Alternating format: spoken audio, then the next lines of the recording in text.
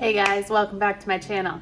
Today I'm going to show you what you need to get started in herbalism. I am taking an herbalism course. I've been making my own stuff for quite some time now, but I've decided to enroll in a course to become a certified herbalist, and I just wanted to give you a few things that I've done in the past and that I've learned about just so you guys can get started. You don't need to be certified. A lot of people are just self-taught, but it is great for me to brush up on some knowledge, be able to provide you guys with some of that too.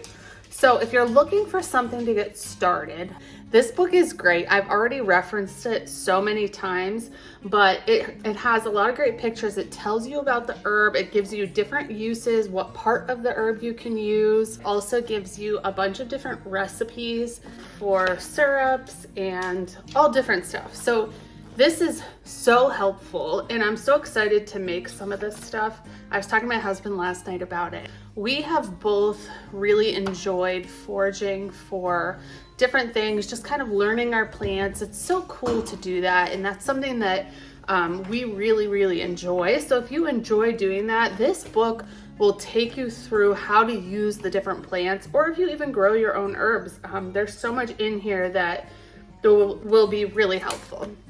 So I highly recommend this book. There's so many good books out there. This is just the one that I've seen a lot of like modern herbalists use. And because she's doing the course that I'm taking, you know, I wanted to get her book so I could kind of follow along with all of her recipes. So that's something I would definitely grab, is a book. There's also like an herbalist encyclopedia. You can find a lot of this stuff online too if you don't want to spend the money, or in your local library. I'm sure there's stuff there, but the encyclopedia is also very helpful. I don't have one. However, I've seen a lot of people use them. I tend to just research a little bit more online than having the book, but this one's a good one. The other thing that I have recently been using is a coffee grinder, and I saw this in my course and I was like, wow, that's brilliant. A lot of the herbs that I've been drying, I've just been like crushing them up with my hands, but you can just put them in here and like literally 2 pulses and they're good to go. And it's less messy, so that's always great. Definitely having a measuring cup. I think I said in one of my videos, like, this is the first liquid measuring cup that I've ever had, and that's kind of embarrassing because I'm 33 years old, but definitely makes a world of difference. You're gonna need a bunch of different jars. You can have your regular mason jars. You can have amber tincture bottles, so you can get these on Amazon. Anything that's amber is great because it protects it from the UV, which will make your tinctures, your pills, all of your stuff last a little bit longer. So highly recommend amber bottles. I do a lot of my liquids in amber bottles just because it helps keep it a little bit more. My herbs, I keep them in mason jars. So airtight containers, this is very helpful too. You can buy these so cheap. One thing I want to tell you guys, and I think this is something that I came across when I started. I have a ton of mason jars from canning and all that stuff, but don't discount your local dollar store. I'll show you guys what I got. I got this. I got a 3-pack of funnels, which you will need funnels. I got some oil jars, just to infuse oils. So I got 2 of those. And then I got 4 of these little airtight bottles. First of all, how freaking cute are these? These are adorable. But these are also gonna be great for like my fire cider, things like elderberry syrup, all that stuff I can put in these. And then I got a handheld grater. I have a large cheese grater, and for like ginger and horseradish and stuff, this is a little bit better. And then I also got a pack of these shot glasses. A lot of like your tonics and stuff you'll take in shots. So I got all of this for $12. So you can get a lot of your supplies very cheap at your dollar store. So anyways, that was just a little rant because I was like, don't discount your freaking dollar store. So yeah, that's pretty much all that you're going to need. I do label everything, so I would suggest getting just like a pack of cardstock, and then I use like twine just to tie on the labels, but you can get labels right on Amazon, like the little card labels that already have a tie, and that works perfectly fine too. But this would be kind of my starter kit. You're also going to want to get some sort of alcohol. You can do bourbon, whiskey, vodka. It just needs to be like 80 to 100 proof. You want to get something that has a high alcohol content so that when you're making your tinctures, it's going to extract all of that stuff. So you would need a bottle of alcohol. I don't have one right now. I'm really doing more of like infusions for now, just kind of learning and drying my stuff.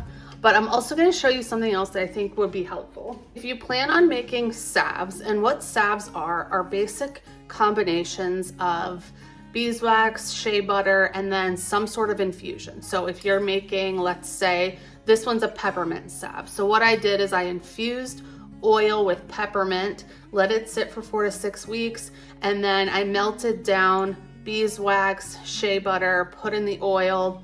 I melted that over. You can use a double boiler. I don't have one, so I just kind of makeshift one, and then pour it into these little tins. You can get a ton of them on Amazon for like 10 bucks. You let them cool, and then you have this salve that you can use on cuts, bruises, bug bites, all kinds of stuff. So these are really helpful. You don't have to have these. You can put them in smaller mason jars, but just keep in mind, getting to the bottom to get that out might be a little tricky.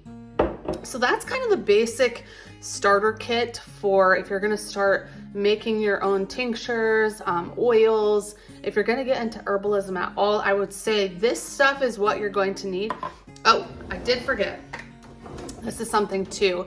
A strainer will be great. Measuring cups and spoons, obviously those you probably already have, so you don't need additional ones for that. However, honestly, once you start working with these herbs, it's more of like a little bit of this, a little bit of that. You can kind of make up your own formulas. That would be my starter kit if you're gonna get started making your own stuff. Super simple, super easy, cheap, affordable. Honestly, the investment of like all of this, say, is like $40 plus the alcohol. So you're probably looking at maybe $100 for everything that you need to get started. And that is such a minimal cost compared to all of the products that you probably already have in your medicine cabinet or first aid kit. I hope you guys find this helpful. I am so in love with learning all of this stuff. My husband is like, I think he's overhearing about it, and I hope you guys are feeling how passionate I am about it. And I have already used some of these products, and I cannot believe what they've done for me. For example, this is just something I wanted to share with you guys is this is a dandelion tincture. I have a video, I'll put it up here. I made this a while ago. The other day I was feeling very worn out. I was just like tired, and I honestly had like a feeling that there was like toxins in my system. I had worked out the day before. I was not feeling my best. And I put a drop of this in my water. I think I peed like 30 times, and I felt so much better. I could literally feel it like working through my system to push all those toxins and stuff out. So you can literally take these herbal medicines and you will feel it working in your body, which is really great. But if you guys are getting started, let me know in the comments what else you would like me to talk about to help you make that choice to actually start using your own products and making them. Again, you don't have to grow your own herbs. You can simply buy them. There's a lot of great herbal stores and great resources online for organic herbs. And a big question some people ask is it cheaper, or why are you doing that?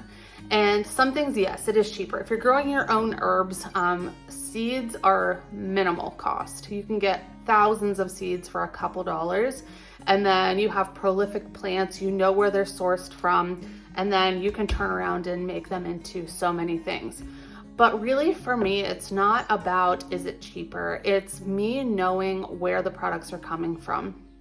I know there's a lot of drugs and stuff out in our world where we have no idea what's in them, and we're putting those in our bodies willy-nilly, and I think that's a big mistake. My dad was diagnosed with cancer about 3 years ago. And I think that kind of opened my eyes to our world is filled with all of these things. We're putting stuff in our bodies and we need to be fighting and preventing that. So that's my little rant about why I am jumping into herbalism, why I think you should too.